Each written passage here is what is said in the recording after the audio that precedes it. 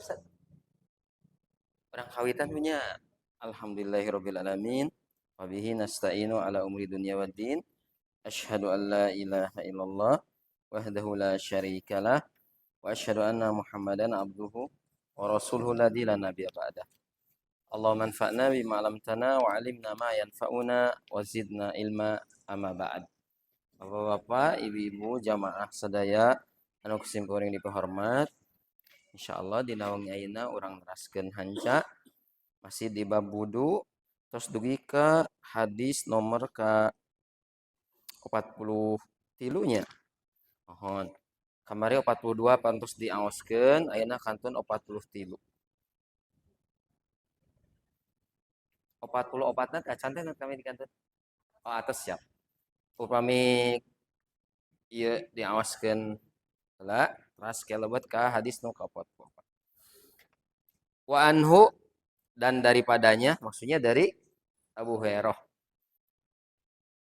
Idza stayqada ahadukum min naumihi fala yaghmis yadahu fil inai hatta yaghsilaha salasan fa innahu la yadri aina batat yaduhu. Apabila bangun seorang daripada kamu dari tidurnya, maka janganlah ia selamkan. Saya pengen ngelebetkeun tangannya di bijana sebelum ia cuci 3 kali karena ia tidak tahu di mana telah bermalam tangannya. Jadi kan terang di mana nalika bobo teh si panangan ngopepang gitu ya.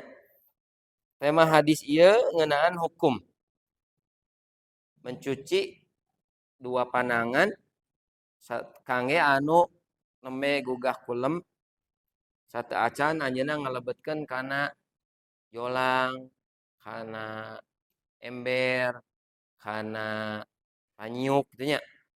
Margi saur Nabi si panangan teh nalika nuju kulem terang aya di mana tiasa janten nyepeng barang najis namina nu bobo kan Pak teu sadarnya. Perawi hadis Abu Hurairah-nya sami. Status hadisnya sakumaha disebatkeun ieu teh hadis muttafaq alaih lafadna lafad Imam Muslim. Naon nu diterangkeun dina ieu hadis ngeunaan hukum oge faidahna nu kahiji larangan bagi orang yang bangun tidur untuk mencelupkan tangan ke dalam bejana yang berisi air sehingga mencucinya terlebih dahulu sebanyak 3 kali. Di dalam riwayat Bukhari disebutkan perintah mencuci sebelum memasukkan tangan. Jadi ada perintah dari Nabi langsung kalau kamu bangun dari tidur maka maka cuci terlebih dahulu. Itu dina Bukhari. Nu kadua hukumna kumaha nah wajib nah sunnah. Pendapat Imam Ahmad itu wajib. Tapi mayoritas para ulama memandang bahwasanya memasukkan tangan gitu ya. Itu mencuci tangan sebelum si tangan itu dimasukkan ke wadah itu hukumnya sunnah atau mustahab. Upami wajib berarti Pak nalika dikantunkeun dosa gitu ta.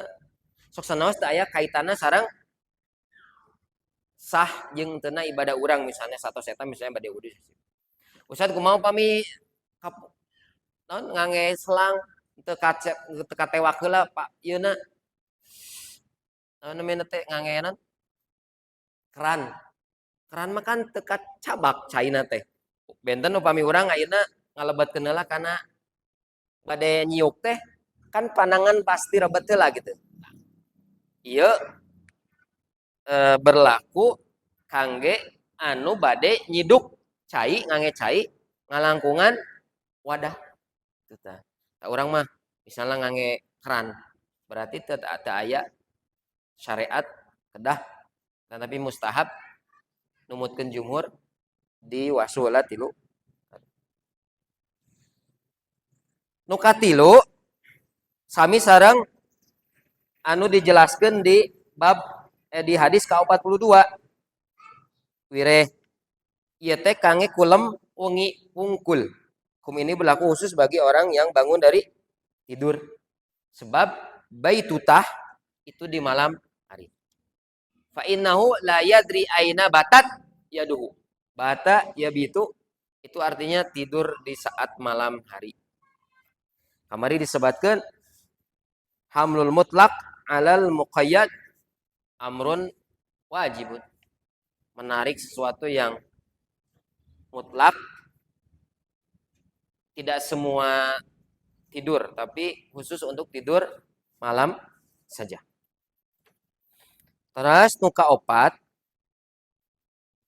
penjelasan ilat hukum syariat. Disebutkan kepada ulama, kenapa disyariatkan mencuci tangan terlebih dahulu sebelum memasukkannya ke wadah. Satu, ketidaktahuan. Ini sorry berarti. Aina batat yaduh. Kata Nabi, kita tidak tahu tangan kita tidur di mana pada saat mata kita tidur. Ini nganduka di mana kan panangan teh ngopepang. Naon? Gagaro, gagaro naon. Ketidaktahuan apa yang disentuh. Dua, ulama menyebutkan bisa jadi ragu akan kenajisannya. Maksudnya buah-buah anu dicepeng teh najis gitu. Yang ketiga, bisa jadi tempat yang menjadi tempat tidur setan. Sekedap. Nah, asa ieu nya.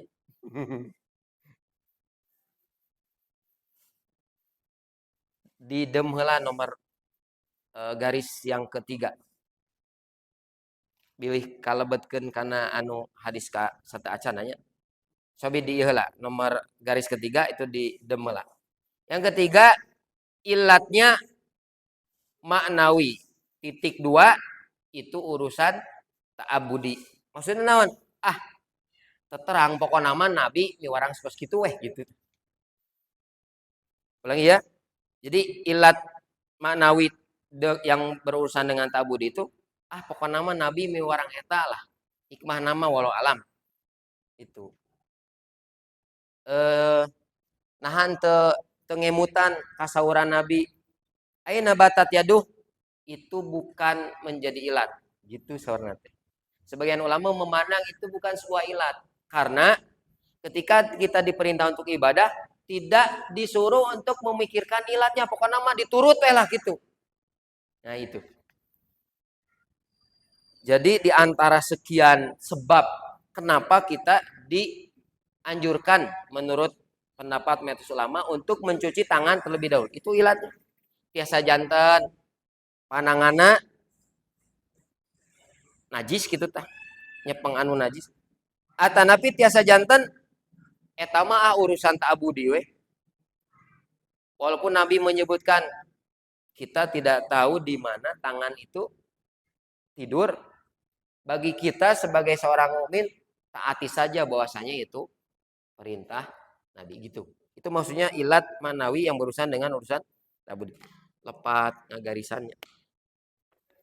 Yang kelima itu bentuk ihtiyat, kehati-hatian akan kesucian air. Jadi kieu maksudna nalika urang terang panangan teh bobona aya di mana di lingopepang biasa janten panangannya teh kotor.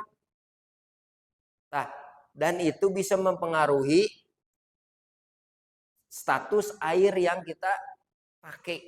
Jadi wadahnya urang badai ngange teh kan si panangan teh lebet heula.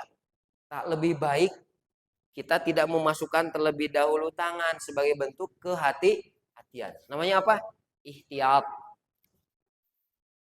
Dan nomor 6, bentuk ihtiyat demi agama, gitu ya. Jika ada keraguan-raguan dan tidak ada itu sih gak enak hapus teh. Asa teh. Oke, begini. Nomor 6. Ihtiyat demi agama jika ada keraguan, gitu ya. Maka hukumnya bisa wajib atau bisa mustahab. Kelihatannya ada yang hilang gitu. Yang ketujuh, larangan memasukkan tangan mencakup seluruh tangan dan sebagainya. Jadi kieu pami nyancolomkeun Ustaz, sakedik we ieu naungku curug naungku lebat oge gitu. Usah da abi mah teu ngalebetkeun sadayana, ngalebetkeun sebagian. Itu sudah tercakup dalam larangan. Baik itu larangannya hukumnya itu jadi haram atau jadi makruh. Kalau sekiranya kita memasukkan tangan ke dalam air sebelum tangan kita dicuci. Ulanginya, janten larangan ngalebetkeun panangan teh eta tiasa sebagian atau secara kusuhan abuskeun kabeh gitu. Sakieu oge curug lebet. Nah, itu sudah masuk ke larangan.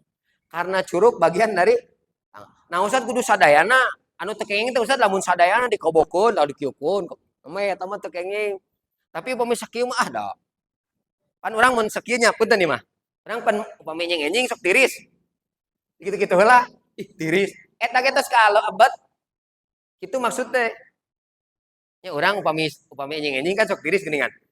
Ih, tah eta teh tos lebet oge. Tos lebet larangan memasukkan tangan ke dalam air kecuali itu dicuci terlebih dahulu sebanyak 3 kali. Ya orang kan sok kita tiris gitu nyobian. Terus masuk kategori yang larang. Kedelapan, mencuci tangan dari wadah yaitu dengan cara mengalirkan air dari wadah. Jadi satacan diangge teh berarti disiuk heula namanya diwasu panangan gitu. Kan tadi teh yang dilebetkeun berarti kumaha tuh Ustaz? Ari keran mah teu kedah kan. Magi teu aya cai anu di eta mah langsung diangge teu aya cai anu dikobok sari. Teu aya cai anu dikobok, tapi upami aya nu bade dikobok kumargi caina aya dina ember berarti kedah dicai. Ustaz teu aya ieu teu aya panyuk biasa di ieu kan dibaikeun nu penting si panangan teu langsung terkena ke air. Ustaz sampai sedetil itu ya. Ini penjelasan ulama dari hadis itu. 9. Kalau demikian, ya, maka ketika sudah mencucinya 3 kali, hukumnya menjadi boleh. Dari atas diwasuh mah, namanya tadi kobokeun oge teh aya pangaruhna itu. Upami tos diwasuh, berarti hukumnya menjadi boleh. Nah, jadi boleh ya karena sudah dicuci. Yang ke-10 dan ini sudah dibahas di hadis nomor 4 bahwasanya witir ganjil itu yu'tabar bilangan yang dianggap di dalam syariat. Innallaha witrun yuhibbu al-witr. Allah itu ganjil, menyukai yang ganjil. Cobi naon? Dina wudu 3 kali. Panangan 3 kali. Mastaka sakali ganjil sanes. Ganjil sadayana kan 3 kali itu. Subhana umumina sholata, subhanallah 3 kali. Mun sakali kenging. Sekali ganjil sanes. Tahajud, taraweh. Ganjil. Sebelah. Tawaf. Seberapa kali? 7. Sa'i seberapa kali? Ganjil hukum lah. Saat emang ada keistimewaan. Dengan yang ganjil ada lah keistimewaannya. Para ulama menyebutkan al-witru ada dunyu tabar. Walau alam ya, mungkin orang matematik tahu gitu. Ada rahasia apa di balik angka ganjil gitu aja. Ya, Ustaz, walau alam.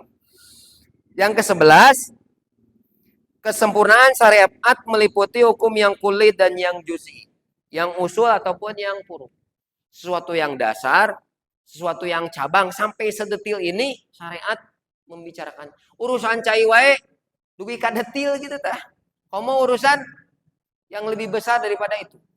Lah, tong ngomong ke negara lah di masjid mah. Urusan ka cai wae dibahas ku agama mah, apalagi urusan yang besar. Gitu maksudnya. Jadi kata para ulama, kok sampai sedetil itu agama menjelaskan syariat salah satunya tentang wudu gitu. Bilangan kudu 3 kali, carana kudu kieu, batasana kudu kieu.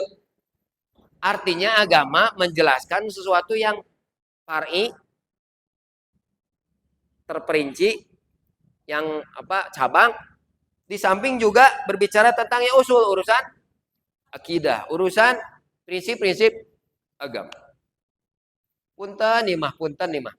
Dan ya Ibnu Qayyim nyebatkeun kieu, daungkeun nih mah kangen utus nikah. Kata Ibnu Qayyim ini di dalam kitabnya At-Tibbun Nabawi.